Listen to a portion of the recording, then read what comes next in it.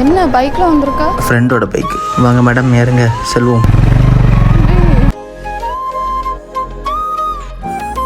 ஃபீவரா? Hospital போகலாமா? Sir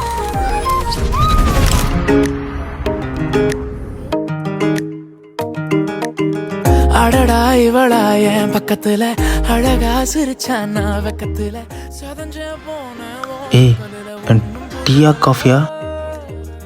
அதுவா இதுவா சொல்ல தெரிய சரி, ஒரு நிமிஷம் வரேன்.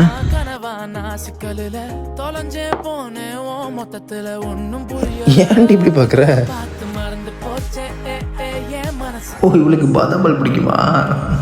அதெல்லாம் தெரியும்.